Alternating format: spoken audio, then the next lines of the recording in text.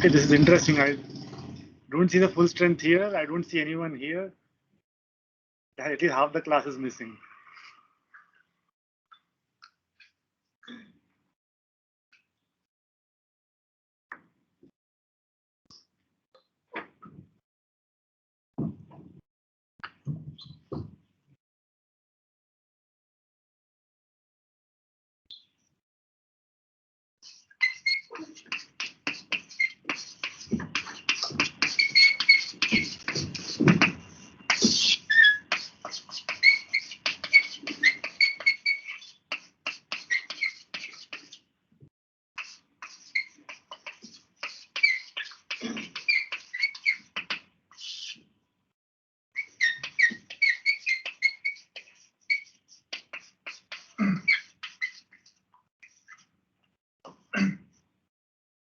Okay, so just to recap, so last week I posted online lectures on closest pair of points.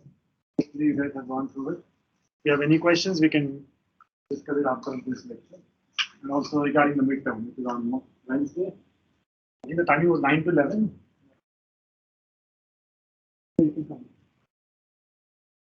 9 to 11. Okay, so that closest pair was a little bit of anomaly. I should have. Yeah, so we did interval trees last week. The natural continuation of that would be what we'll discuss today, which is segment trees. So let's get started. So both these interval trees and segment trees both have to deal with intervals. I mean, at the most fundamental level, I mean, it can be used for that to handle more higher dimensional problems. But you might wonder why we need two different data structures to handle intervals in 1D. So just to motivate that, let's see. So one application we want to look at is the following.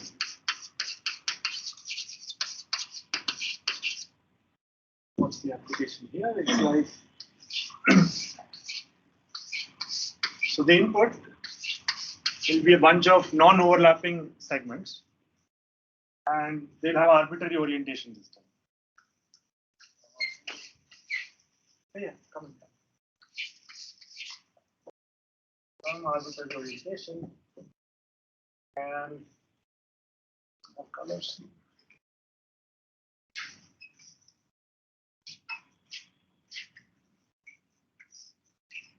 And what will the query be? The query will be a vertical segment.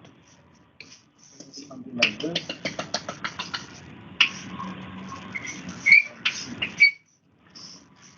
This will be the query.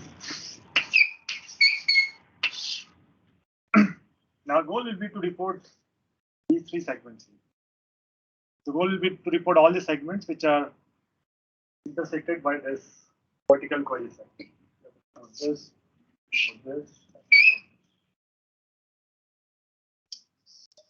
If you remember last time when we discussed interval tree, we did one application where, what was the application? The application was in 2D or in any dimension. You are given these axis aligned boxes which are disjoint,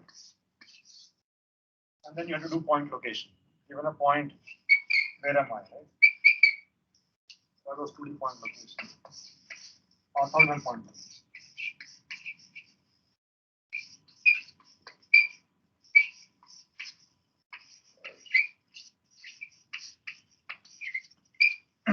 Okay, so for this problem, we realized that okay, interval trees are good enough. In general, if given a d-dimensional problem, you could reduce it to a d-1 dimensional problem. And in general, when it becomes a 1D problem, you use an interval tree. Now let's see what happens if you try to use a interval tree here. How would we start? Say you want to use an interval tree to answer this. You have to worry about what happens in the tree possibility.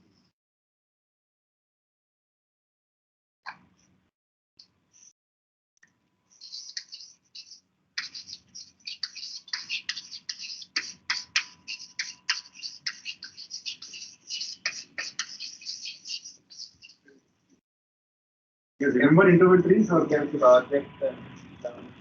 Okay, that's the first step because interval trees work with in 1D. Right? then you need something in 1D. So one thing you can do is for every segment that we have, you try to project them into 1D. So this will become an interval like this. Okay. Like that, you do it for everyone. Get a collection of intervals. You build an interval tree. Okay. And so let's see what happens with the. So you build some interval tree like this on the 1D.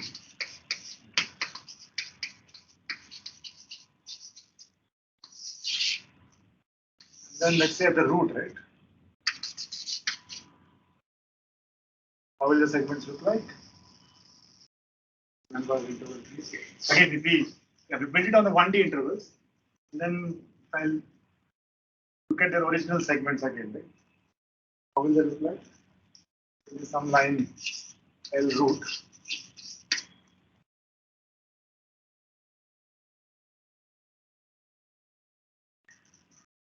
I'm just trying to recollect what an interval tree is. So what is the basic property of the intervals which will be stored here at this root node? Yeah. So all the intervals which intersect this line will be stored at this node. So they'll look something like this, right? Like this, something like this, like this. All sorts of segments will show.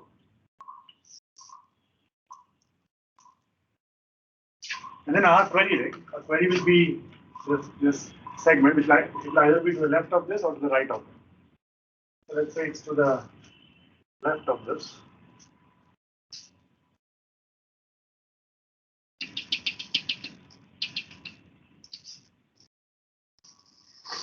Here. Now forget about the rest of the segment. Let's just worry about, can we answer the query here at least? Right? Which are the segments which are intersecting? Do you think any easier this problem? Why aren't we done in the first step itself? Because we projected down and we can use this interval tree as a platform and then go back from there. Yeah, so we go back, then we'll have to look at all. So the thing is, there's no ordering here, right? So let's say we have a like this. Let's say we have a segment like this. Okay, so along X we can do that. Then we'll see that okay, all these segments are associated with the root. But along Y we don't have any ordering. It's like, see, if you look at this one, right? I mean, ordering along this line, right? If you look at this guy, labeled 1, that will intersect this query. 2 will not. Again, 3 is intersecting. 4 intersecting. There's no order here. So interval tree is too weak to answer any kind of queries. The only property it says is, okay, I just store anyone who intersects this line. And that property is not enough for us to efficiently answer these kinds of queries when the orientations are not. So here the advantage was things were orthogonal. So even around the Y, there was some ordering that was maintained. Now, because the orientations are arbitrary, the interval tree won't be enough. Because it just looks like the original problem. Nothing much that you have gained by building an interval tree.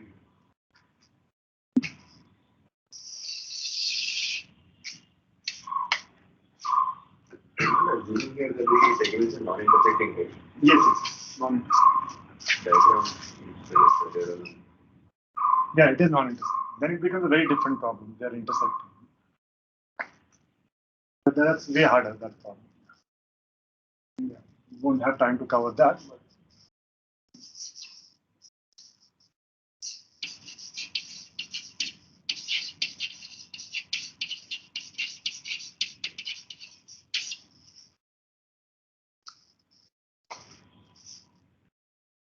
okay, so now this kind of motivates why we need a segment tree.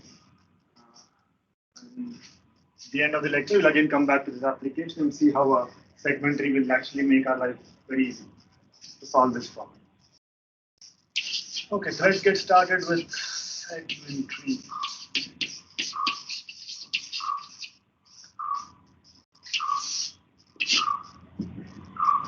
Another thing is that in the interval tree, we took the query line to be infinite. But here it's finite, that's why I think more than that, it's the lack of ordering which makes it. so if it were infinite, then whatever point was projected, Oh, you mean the inputs? the query thing was infinite. You're saying the query was just an entire thing. Then we were done. No, even then we are not done, right? Because again, you see, it was infinite, right? So, Then you would report 1, you would report 3, but you cannot report 2. I can always create that some of them are intersecting, some are not intersecting. They just project it all the way. 1 will go and intersect it, 2 is not intersecting, 3 is intersecting. You can add a bunch of other small intervals here which don't intersect. And some 3 prime. And again 4 will go intersect. but their projections also don't intersect, right? We aren't reporting. I didn't get you. Like, if you project them down to Okay, they are intersecting, right? They're all intersecting this CL root. Yeah, let's say project all of these, right? They all, I don't have colors for it. Yeah, one color. This L root, right? So had these been 1D intervals, right, you're saying. Then what would have happened, right? At the root, you would have picked this as a median. You would have had a bunch of 1D intervals. You would have picked this as a median. Everyone would have intersected this. So I'm saying that in the initial problem itself, we can project and use it as a black box. The interval. Three as a black box. Then we'll get all the intervals. All the intervals which because of X they will satisfy that they intersect. But okay, you use that black box, okay, but what do you do before that? You're using that as a We project them and then use it as a black box. okay, so then it will report 2 as well, right?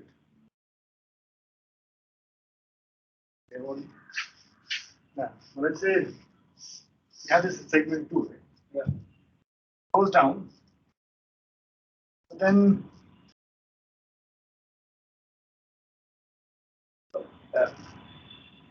If we project 2 and we use it as a black box, it wasn't going to report to anything. okay, that's your question. Okay, so then what happens to 6, right? 6 and 7 should not be reported. We are back to the case where the query is this. That it doesn't work for the finite black. Yes, it will work. Okay, your point is okay. Because if it's infinite, then even the y doesn't matter. Then only the x matters. Okay. So now, yeah, okay, then 6 and 7 will not be reported.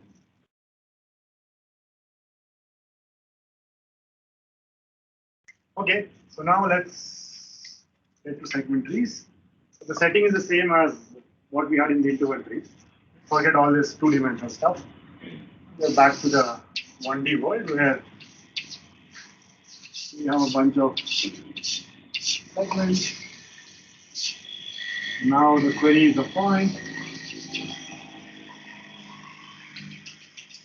The goal is to report all the segments within the segment. This.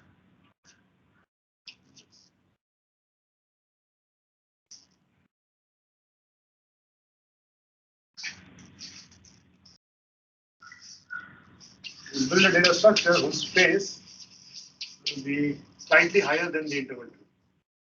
So because of the stronger properties that we need, what will happen is for an interval tree, the space goes order of n. For a segment tree, it turns out space will be in log n. And then the query time will be the same as an interval tree, which is log n plus k. The k, remember, is the output size.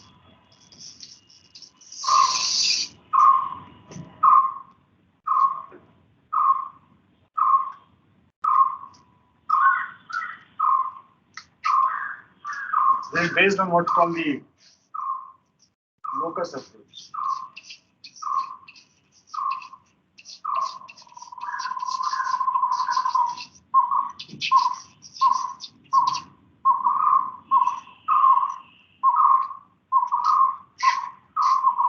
Okay, the first step is to build what's called elementary intervals.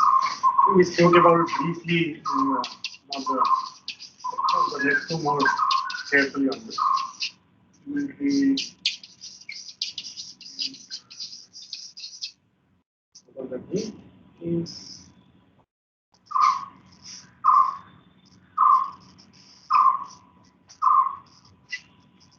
Remember, we discussed last time that the answer changes at only certain places. I mean, even though it's an infinite real line, right? So what do we mean by the answer? The answer at this point would be this segment here, right? 1. At this point, the answer is 1 and 2. Right? So we discussed last time that the answer changes only certain number of times. Right? You remember that? When does the answer change? We would be doing a walk from left to right. When does the answer change?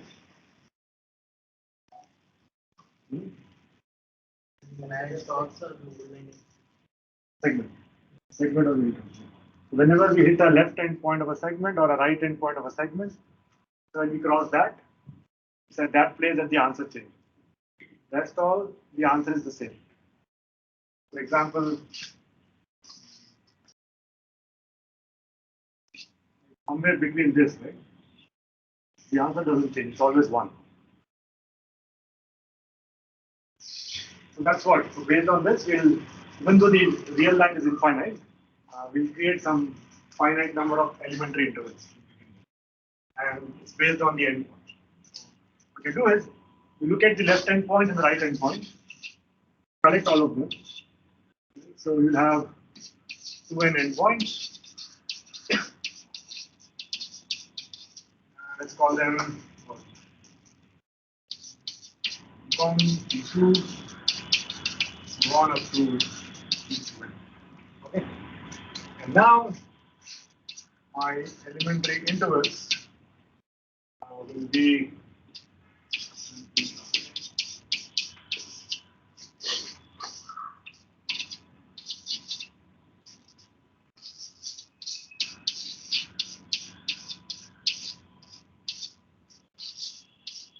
it looks a little strange. Okay, I'm writing it here. Just hang on. Sorted.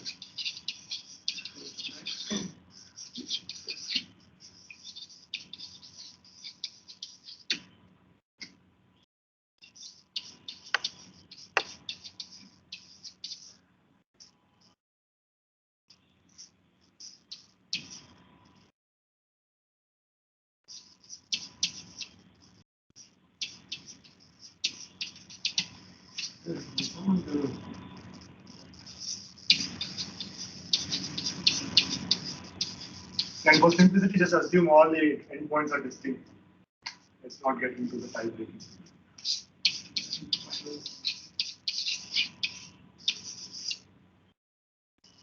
Do you see what's happening here? What does this correction represent? Essentially, I've taken the entire real line and broken them down to disjoint slabs. Disjoint elementary interval.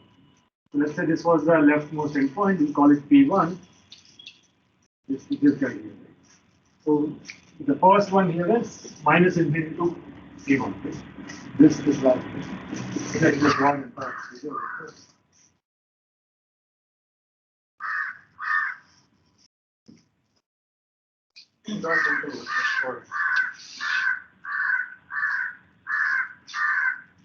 P1, P2, P3, P4, 5. What are the elementary intervals now?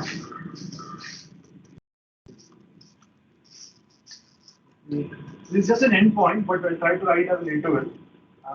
You might wonder why, but let me just.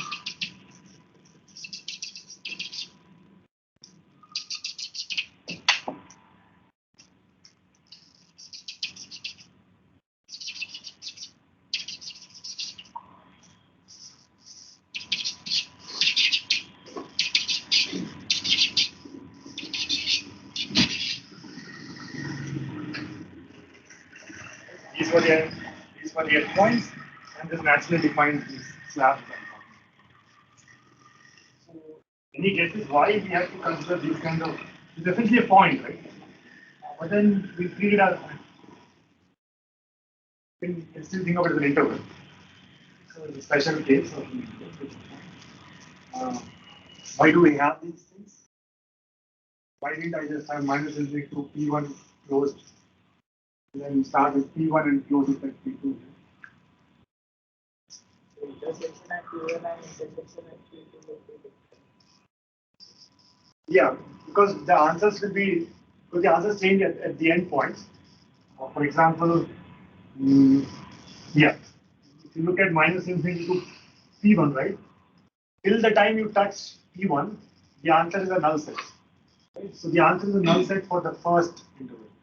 The moment you touch P1, the answer is different. Right? Let's look at right endpoint. This is the right endpoint.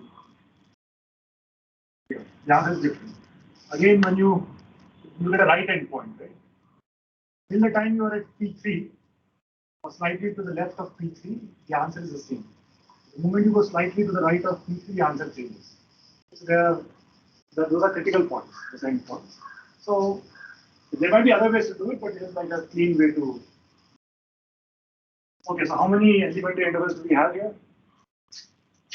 What is this quantity?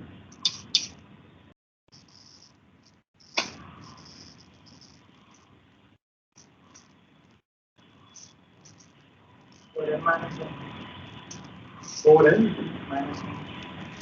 how? 2n endpoints.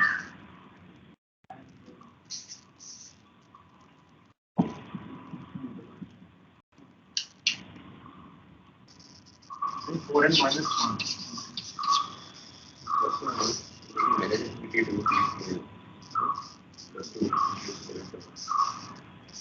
How do we get this quantity?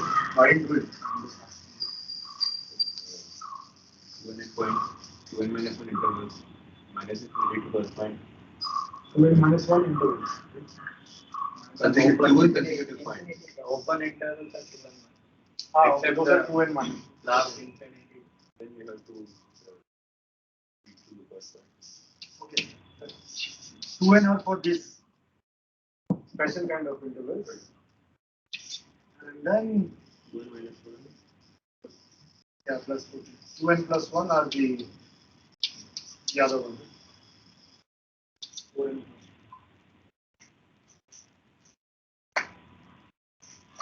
Yes, this is easy to. I mean, the crucial thing for us is it's just order of n. That's what we care. Okay. This was the first important idea behind a segment tree. Now let's move ahead.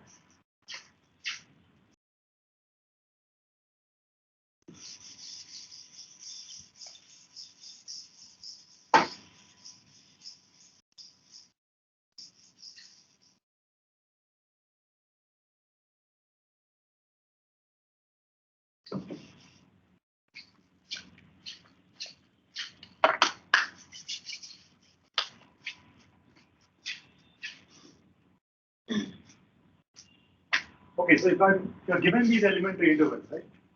What's the easiest thing you can do to answer the queries? Okay, nothing fancy. You even forget interval trees. Just give you these elementary intervals, and say you want to do some slides, some more pre-processing, and now when a query comes, you just want to report all the intervals containing that query. What would be some simple pre-processing you would do? I mean, the crucial point to take away from here is the answers are distinct.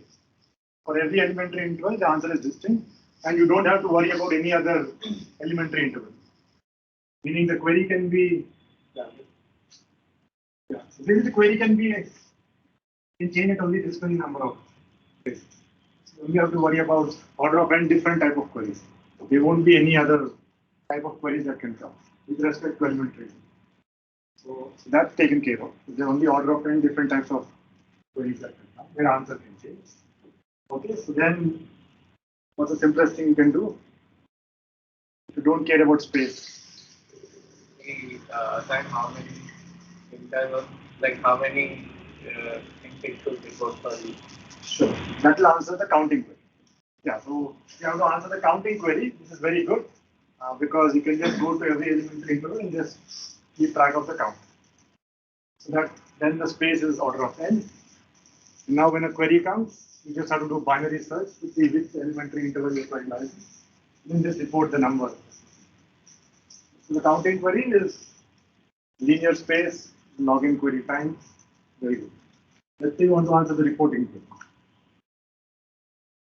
Then what will we do? What will we store with each elementary interval?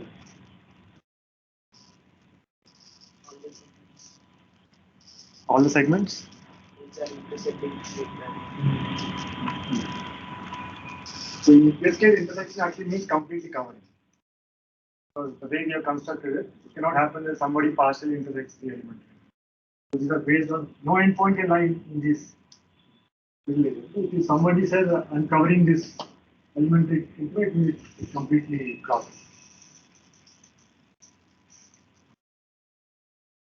Now how do I answer the question? Just again binary search and then just report the entire.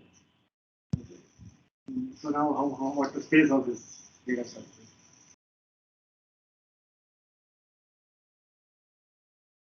Read the order of time, obviously bad. So for each point, we have to. You know, bad example? It's actually bad.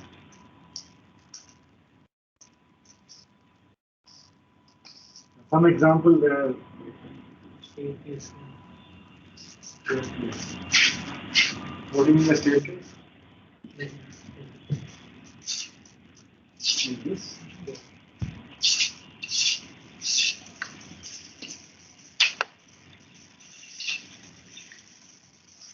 Okay, so in this example, yeah, you have one segment inside the other, cascaded inside, nested into it.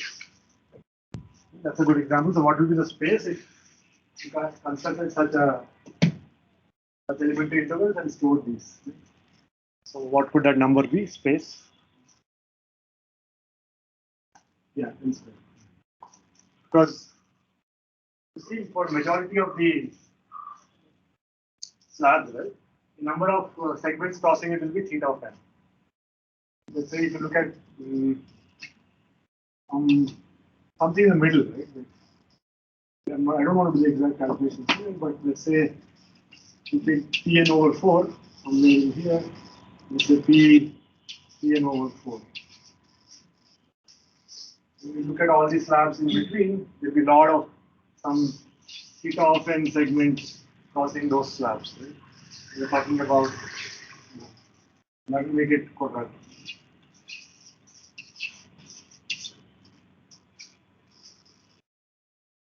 Okay, so that's not good. So that's why we need something more clever.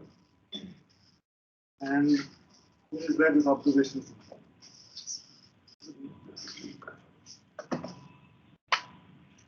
The first thing we'll do is build a tree. The name itself suggests segment tree, so we have to build some tree. And these elementary intervals will be the leaf nodes of those tree that we'll build. And we'll try to store these. So in the naive solution, we were storing all the intervals at the leaf node. Because of that, a segment was getting stored at too many places. Now we'll try to lift it and place it as high as possible. In that process, we'll see the space will actually come down. But it will not hurt the query time. So that's the nice part.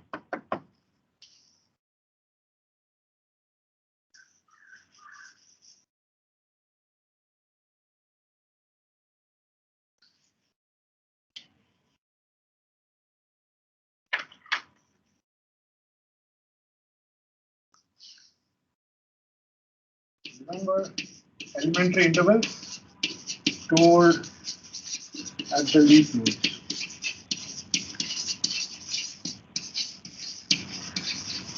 And how do we order them?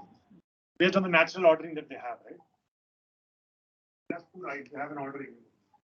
In that order itself, we store them at the segment. Let's say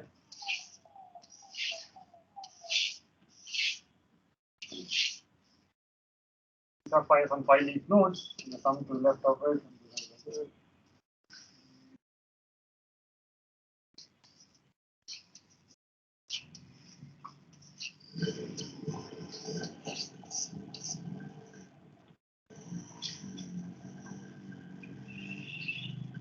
Let me just draw a figure just to give you an image. You know. Let's say we had 8 elementary intervals. You can't have 8, but we said 4 and plus 1, but I just 8.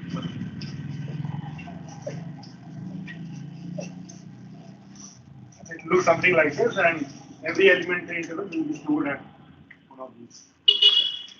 So now what's the key observation that you want to do here?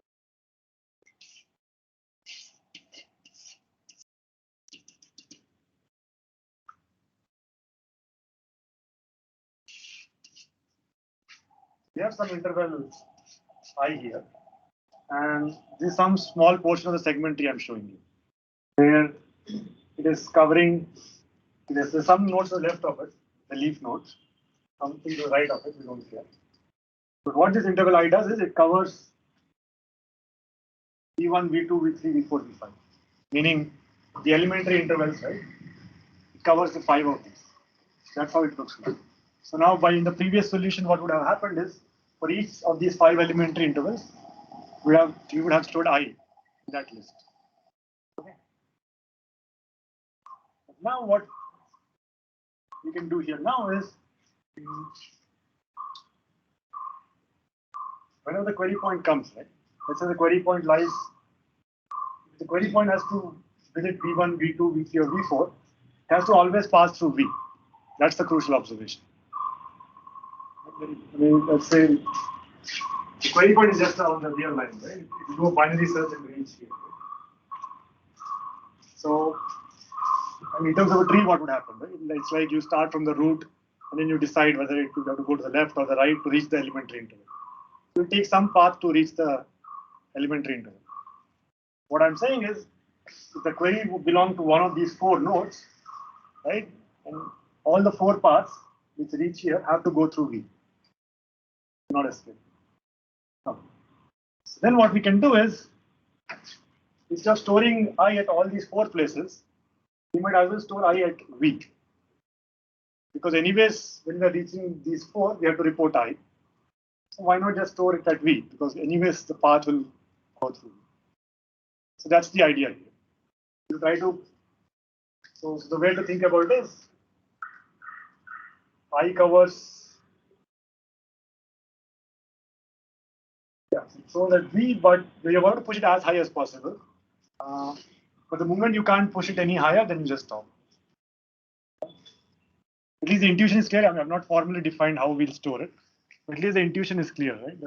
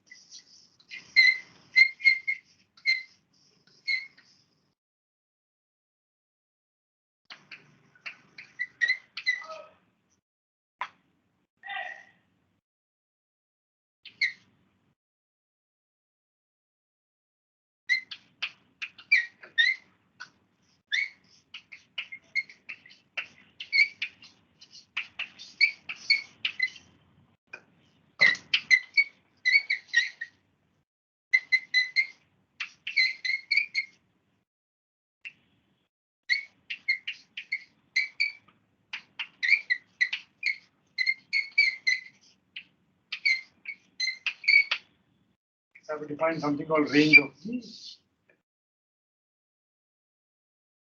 V is the V.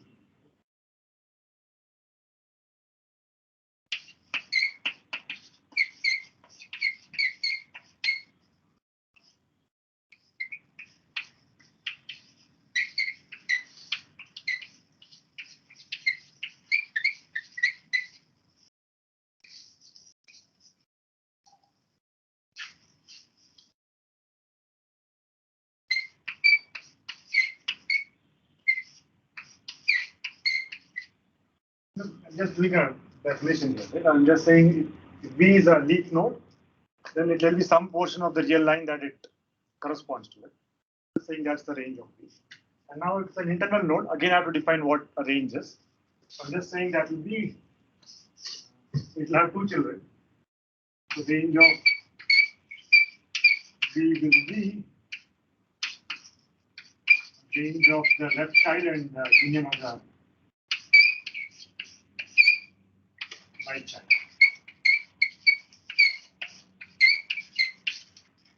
Just a simple definition. So it's the same.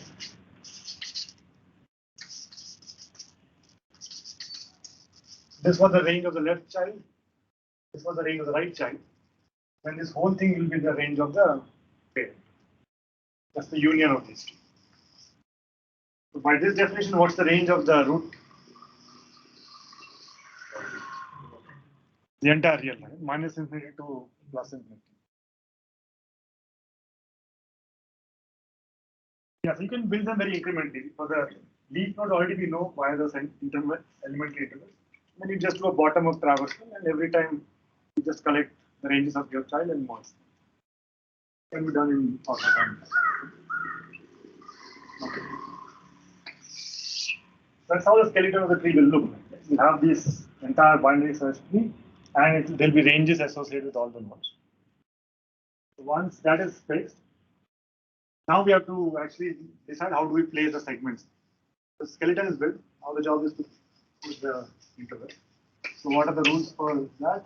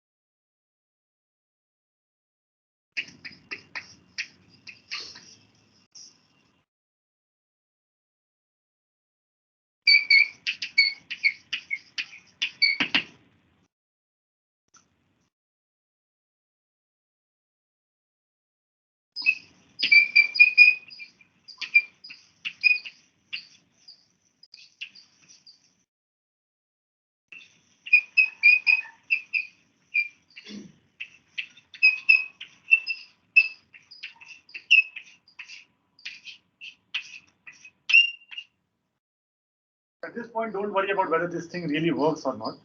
That we'll argue later. But this is the rule. So this is the most interesting part about the segment tree. Right? Now you take an interval I, then you ask a question: can I place it at a node V or not? Right? So then the interval I will be placed at this node V if it satisfies the following two conditions. Let's try to understand what these are. The figure would help you. We have this V.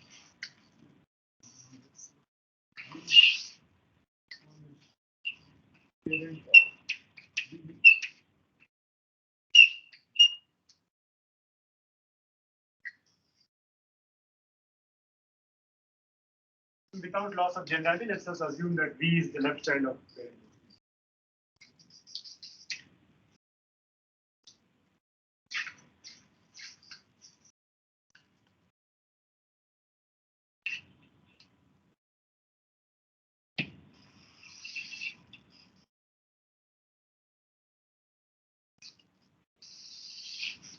So I'm drawing three segments here.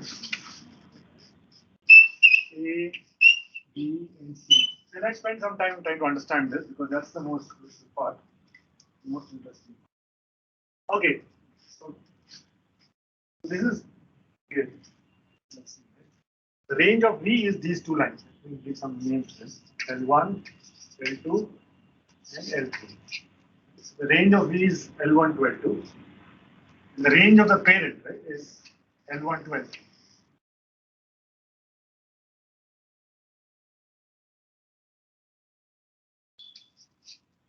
Now, this one says that it will be stored at V if the interval should completely cover that range. This means subset, meaning this interval should completely cover the range. However, it should not cover the range of the parent. Probably that's what it means. That's why this. Okay, so then will A be stored at V? How many say yes? Raise your hands. How many say no?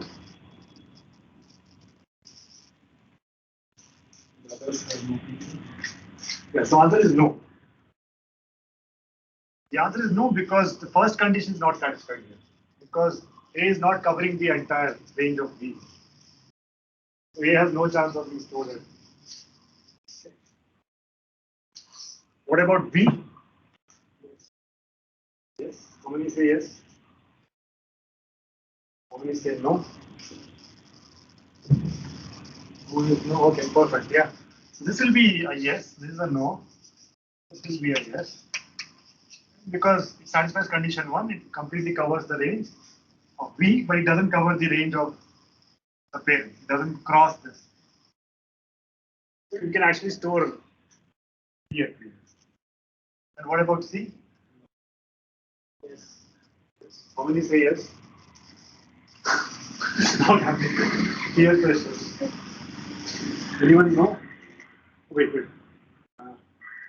Who was saying yes? No meaning it will not be stored.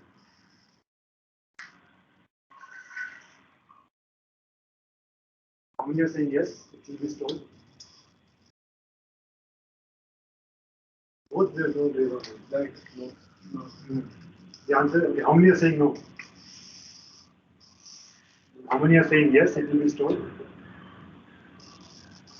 Okay, good. Yes, the answer is no again, because again it doesn't satisfy condition B.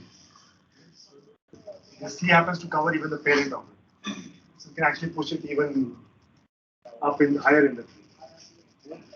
Okay, yeah. So this is slightly abstract. Right? So because we're not getting to see the entire segment tree totality here. But it turns out this condition is good enough. Prove that the space of the data structure will be very small. Let's just do that. Okay, yeah, so now the rule is clear, right? So every node just does that. It just checks, looks at itself, it looks at its parent. Again, we can construct the tree in n log n time, but I won't discuss that. But naively, at least you can imagine an algorithm now, right? Where every node looks at its parent and just checks with every interval if these conditions are being satisfied. The way I'm describing it takes quadratic time because there are order of n nodes. You check it with every other interval. These two conditions are satisfied. But you can actually do it more efficiently. You take an interval, start from the root, and try to navigate the entire tree, and log n times per interval, you can do it. Let's not worry about that. Space is the more interesting.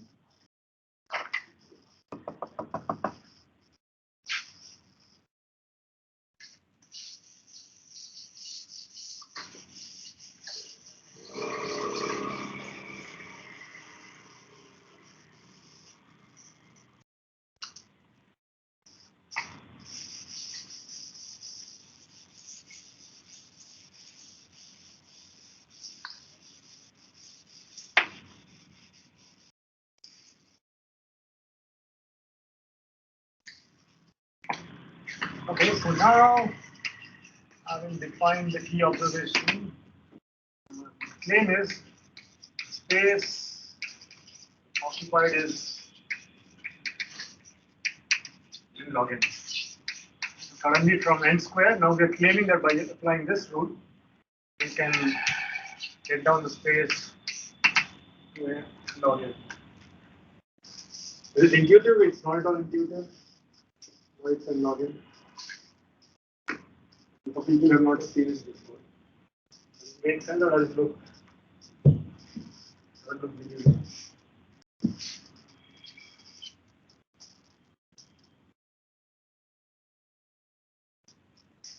Let's see. Okay.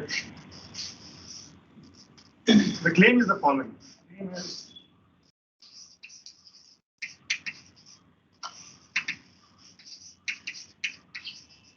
any depth an interval will be stored at most twice. Look at the entire tree now. You fix any one level. Any level. You fix level. Interval will be stored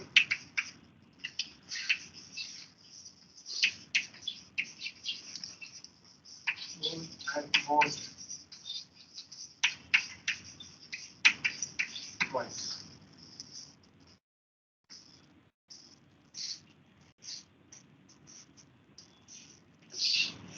Let's see why.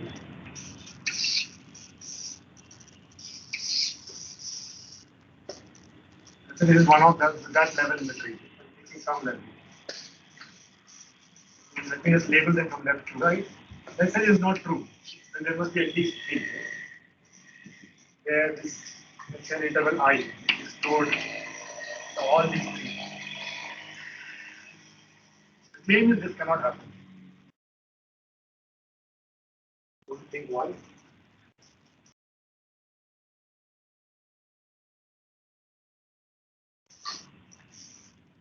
Let's say there's some order. This was the leftmost, this was the middle one, that was the right one.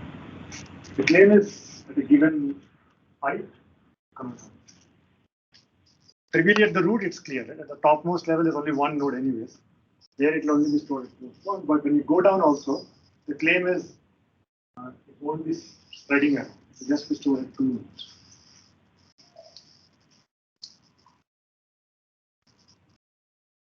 The hint is this part, the B part, the parent condition.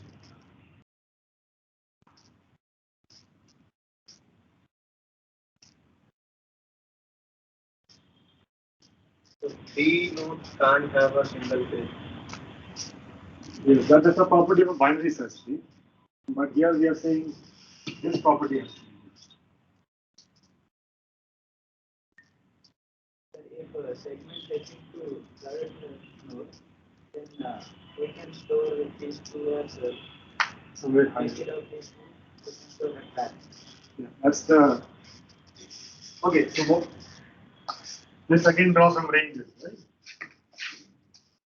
V1 has some range, right, like this. Now, okay, these are all the same levels, so their ranges will be disjoint.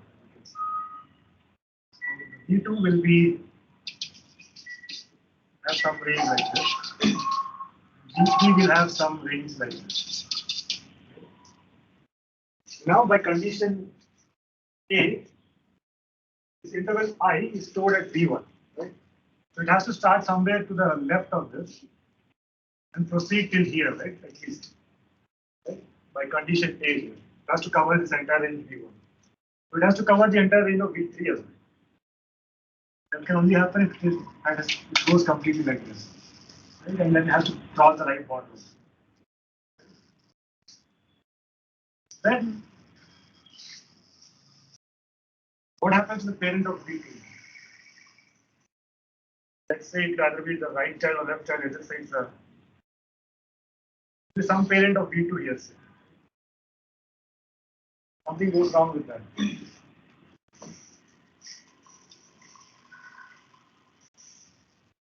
If you want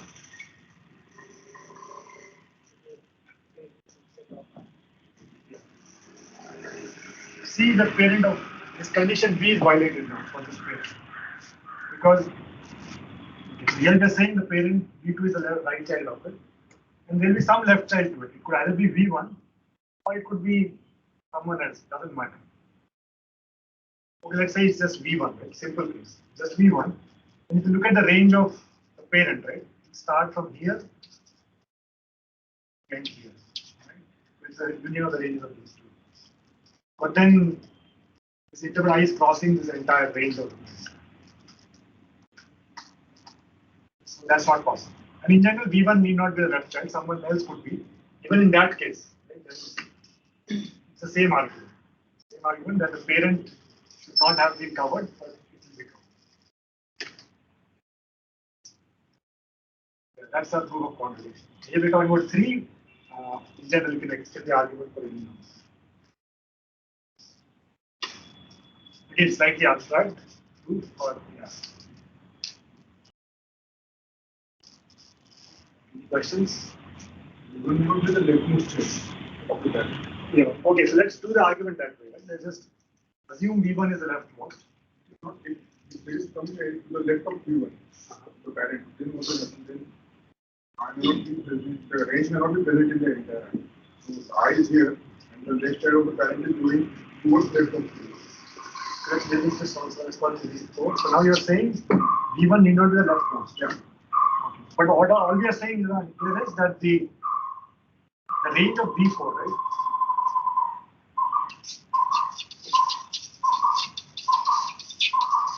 The parent, right? It has some range, right? We're claiming that this interval I is completely crossing because it's crossing V2 for sure. And whoever is the left child, because V1 clearly it is crossing. Right? If it was not for someone else, then also it's clearly, then it is crossing V1, so it will cross this also. So the range of V4 we are easily covering. That should not happen. For a condition V. That's what I want to ask.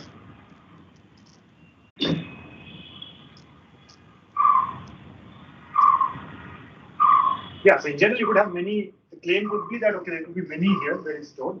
So just pick any 3 consecutive ones where I is stored. For that you can argue that it cannot happen. It's slightly tricky, but it requires some time to grasp it. You have to then go back and think about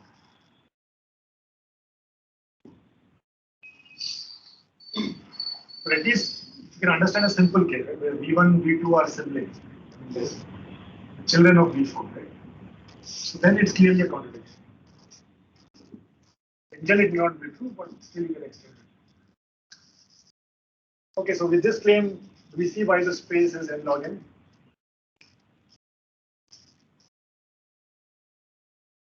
Can you finish the proof now? Okay, we can obtain.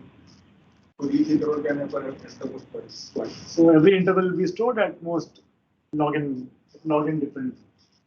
The height of the tree is log n and stored at 2 places per level, so out of log n. Total we have n intervals, so it's n log n.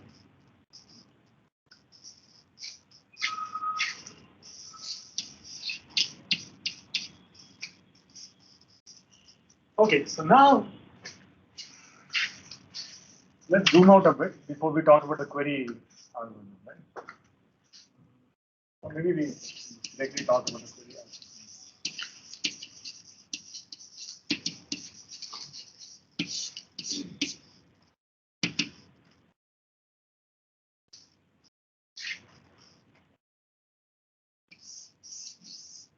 So the tree we have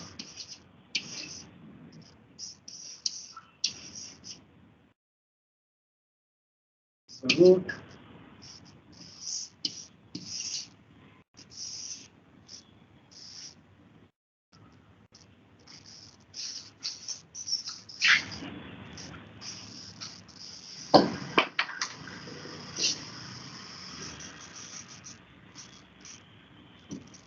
because let's say there's some node V. If I look at its range, right? So visually, I want to see how will the segments look like which are stored here. Right? That's a very nice picture because I just know they all cover it. Right?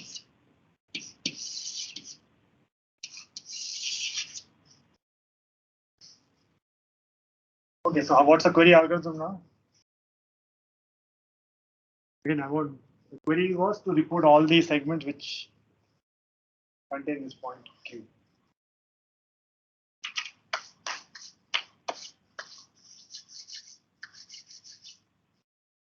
What did we do in the interval tree? It's the same.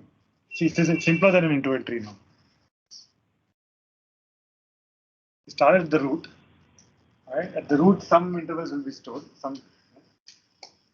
What we do in the interval tree, we had some segments, intervals stored, and then we had to do something to decide which ones will be part of the solution. What happens here? Here we look at the interval. No, the query is just a point. Sorry, yeah. Whichever children this point lie in. Yeah, there will recurse. That's fine. So what do we do at that node? We reach some node V, and if you zoom in, this V, this range of this node will look like this. The query point is lying inside it. It's very simple. Nothing to do there. We report all. Yeah, that's it. Just report all. That's it, right? There's nothing to think here, right? Because of this property A, right? You just know that if you reach some node V, you have this figure in mind. Just remember this figure. You'll have some range, and the intervals just cross it. So there's nothing to do there. You go there and just report the entire list there. That's it. So in general, yeah, you go to the root, and then just report whatever is stored there. And then the queue, right? You either lie to the left of this. Yeah, there is some medium line, right? Just like the interval tree. And you either recurse to the left or to the right, and then just repeat the whole process. It will maybe say if you recurse to the left, then it will be some path like this. There will be some login nodes that you will visit in the process. And that's it.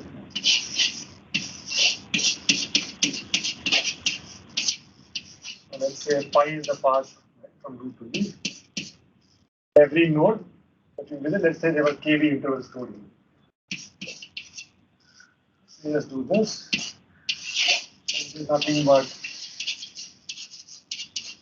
so there's one last point to remember. Okay.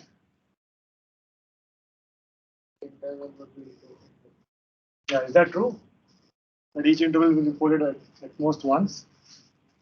Because in this level we have it. We don't have it in the lower level. We might. You could have it in lower level, but I know what. Can you be more precise in what you're saying? There's again, yeah, there could be a concern, right? That maybe a segment is stored at many places on this path. Can that happen? On a given path, can a segment be stored more than once? Because of this condition. Yeah. So the claim is again by this condition, right? A segment cannot be stored at more than one node on any path. That should be easy to prove. I'll leave that as an exercise. Just do a proof by contradiction. Assume it's stored here, it's stored somewhere else, and then you can easily do a proof by contradiction that cannot happen. So we can show that the lower one should not even exist. It should not be stored at the lower one. The higher one is the one that should. So, yeah, so you can just use this log n plus.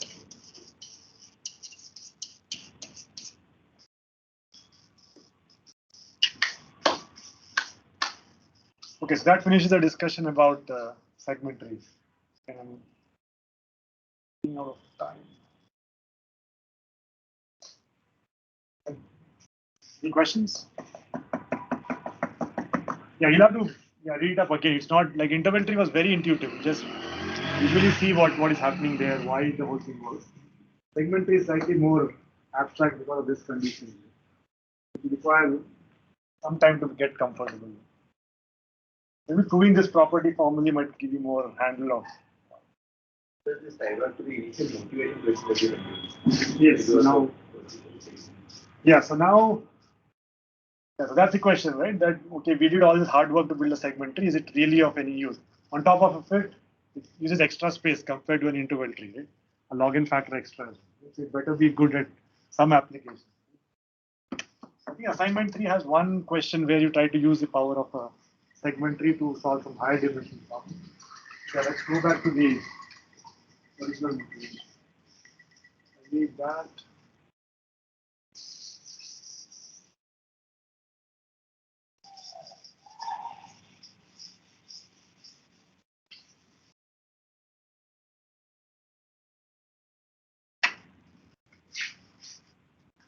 Now, what was our original motivation?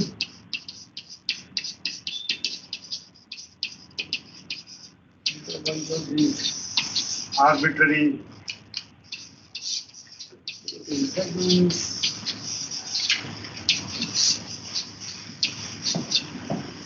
The query was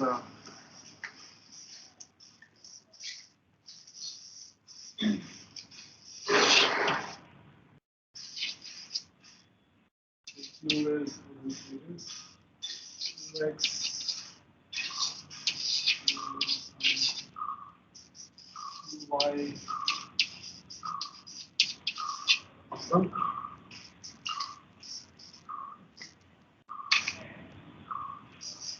Okay, now the claim is to use a segment tree to start with. That is very easy. Now we can, instead of an interval tree, build a segment tree to start with. We can easily answer this. That's the case.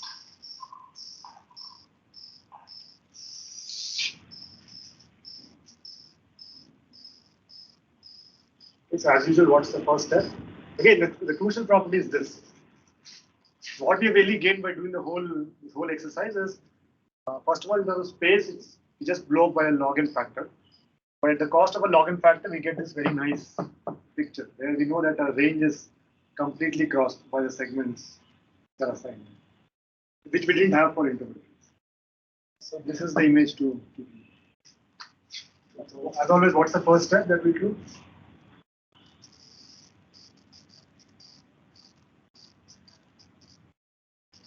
Let me use a segment tree. That's the hit. What do we build a segment tree on? Segment is always built on intervals in 1D. So somehow you have to create intervals. Yeah, again, just project them. And choose your favorite axis. Let's just do X. So you just project all of them onto the X axis. The projection I mean, yeah.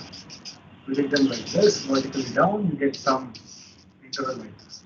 You do this for all the n segments, you get a collection of how this looks like. This will look like this. This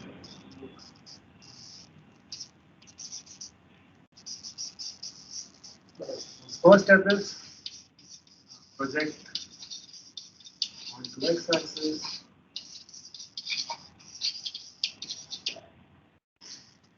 Build segment.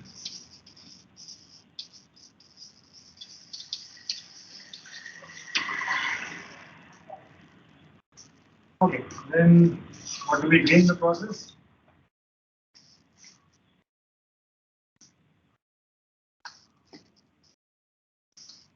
Build a segment tree. Let's go to some node B in it.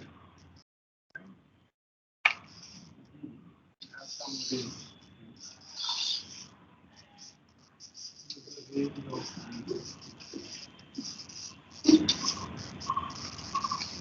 and all the, okay, in 1D, right?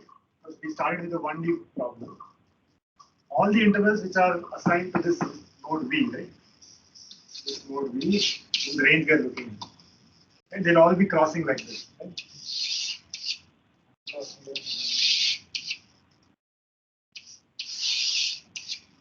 But then if I lift them back to 2D, right?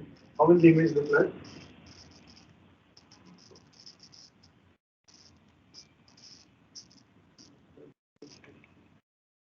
Yeah, they'll look like something like this. Just take any one of them, they'll look something like this. This,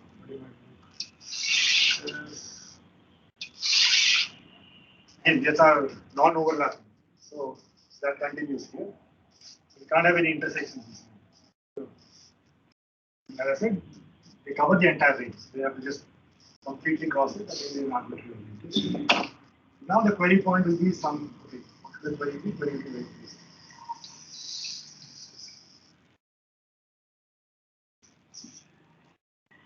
Forget what's happening in the rest of the tree. I'm telling you at this node, this is how the situation looks. So what do we do here?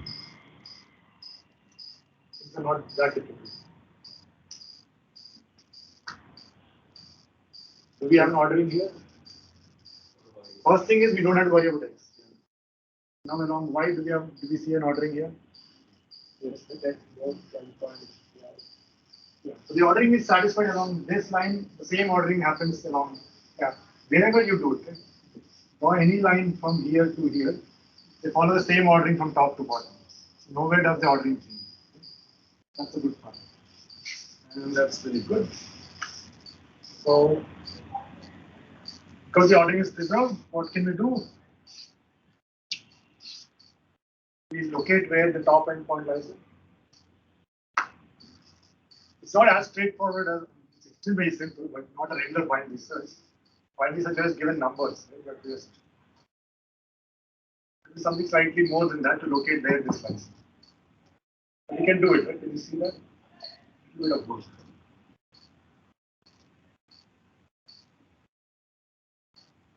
For example, okay, let me ask you, how do you do it? You can be endpoint of y axis. Yeah, so you'll have n, okay, let's say some m segments, n intervals are here. Okay, so which one will look again? We'll only look at the y, forget about x now. We don't care about x anymore. The segments is intersected variables. Yeah, but how do we do that? I don't want to start from the top and again scan the whole list because that would be expensive. I want to quickly, like there could be many more which are not, should not be reported. Or maybe at the top, many more which should not be reported. I don't want that to happen. I just want to quickly report these three here. So I don't want to do a scan from top to the bottom. So some variation of binary search has to be. Okay, the binary search, what we do? What's the first step? Given n numbers, where do you start? So here, what will we do? What's the middle? You insert both the endpoints in the binary. Zero points are covered in this. But that's even more complicated. Right now, I just want to locate where this is. If I locate where this is, then I just have to walk down. I need not worry about this. Okay, for now, just my only question is I want to locate where this is. I'm saying we're given some m entries here. Finally, sir, we look at the middle one. What does that mean here? What's the middle entry here? You know there's an ordering among them. Right? What does the middle entry mean here?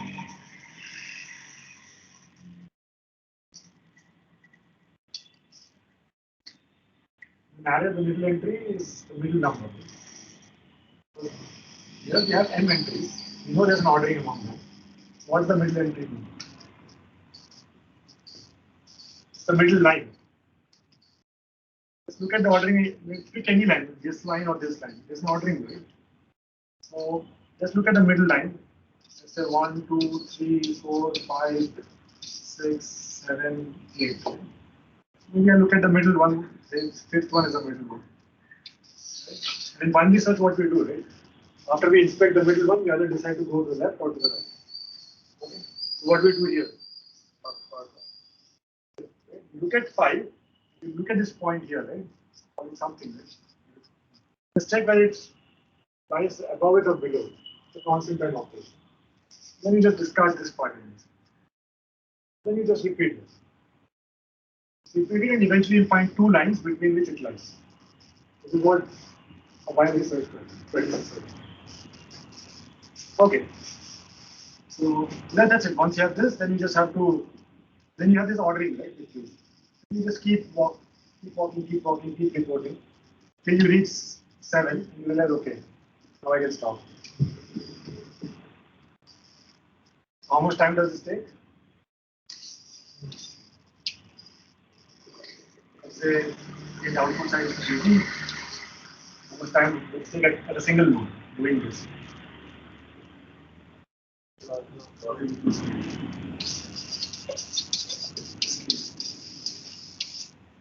And what will the overall algorithm look like?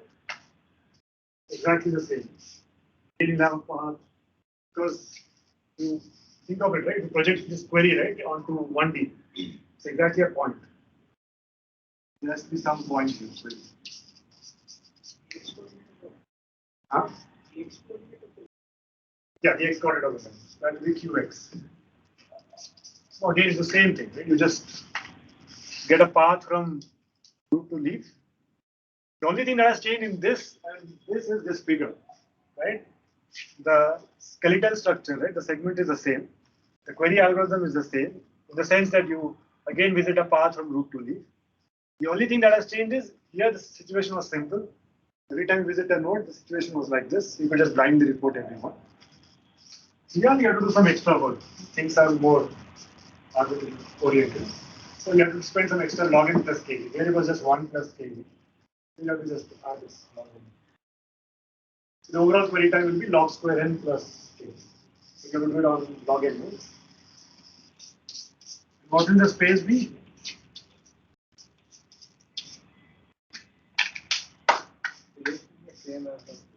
Yeah, the space doesn't change. Space is just the same. Still n log n.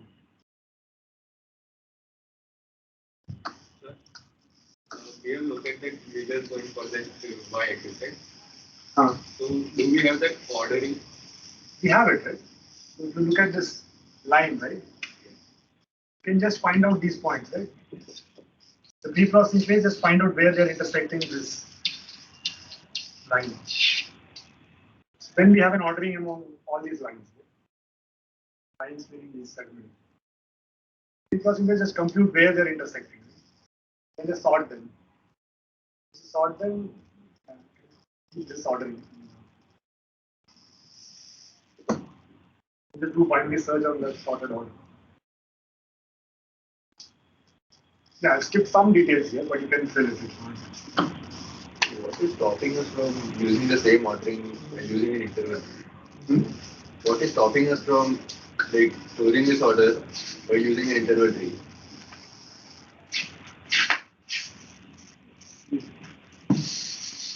There's no ordering there, that's the problem. Here the ordering doesn't. So here to use the binary search, you explicitly have to store the order. Yes. And this ordering doesn't change. Arbitrarily storing. Same way, if I store the order even in interval tree, I'll be able to use the same binary search and the same log square and query. Good question. So the thing is, the ordering doesn't change anyway. I just happen to choose this line to create the ordering. It doesn't matter which line you pick in this range. The ordering remains the same. Whereas in interval tree, the figure is like this. The figure that I drew before, right? At the root, right, if you go right, you'll have segments going like this, like this. Okay. Let's say the range is like this for this. The order will change at the node. Yeah. So this is the range of the interval tree. At some node V, there's some range. But the segment, because they stop in the middle also, right, in an interval tree. Because in the interval tree, only condition is this middle line should be intersected. That's the only condition you have for the interval tree. You can just cross this line and you get stored here. But you don't have to cross the entire range. Because of that, you'll have, then you don't get any proper ordering. That's the problem. So all this work was done just to ensure that the range was being crossed.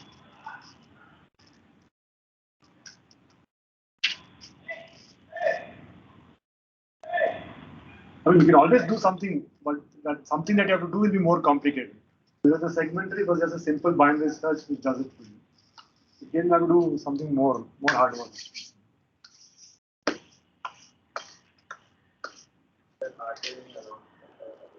Oh yeah, you have to leave, right? What are the announcements? Assignment 3 has been released, right? I don't remember what's the deadline for it, but sometime after the we have time for it. Okay. Yeah, it will mostly be yeah, based on this and the closest pair lecture. So yeah, I think that's all. I think after this you can start attempting assignment 3. Okay.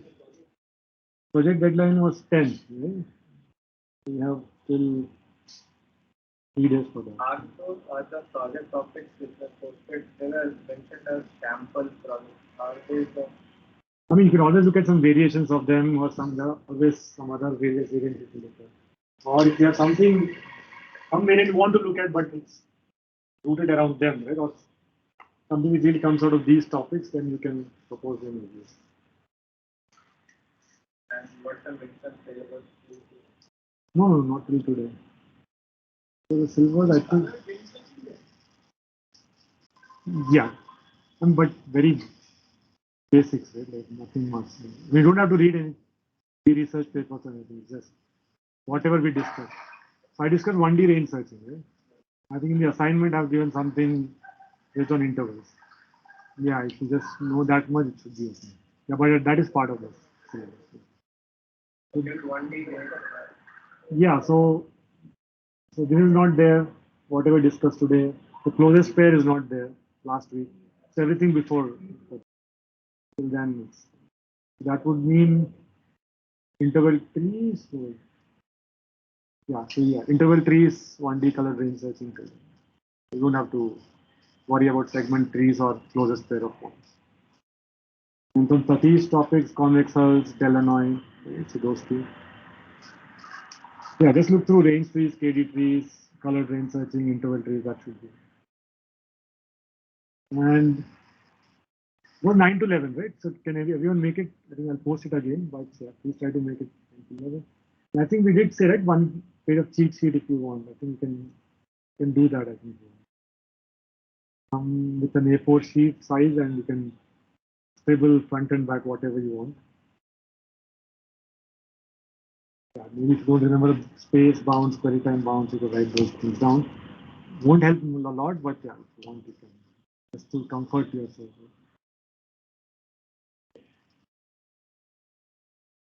Print. You want to make the font very small. Sure, you can do that. On one page of A4 sheet, you can do whatever.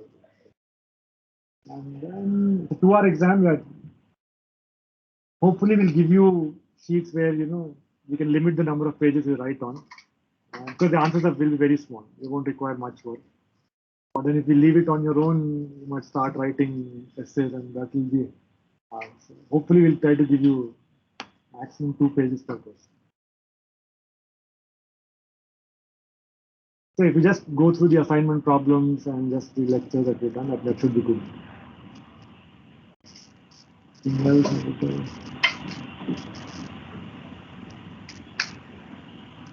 Okay, yeah, so that's all the announcements were. If you have any questions, you can ask. Okay.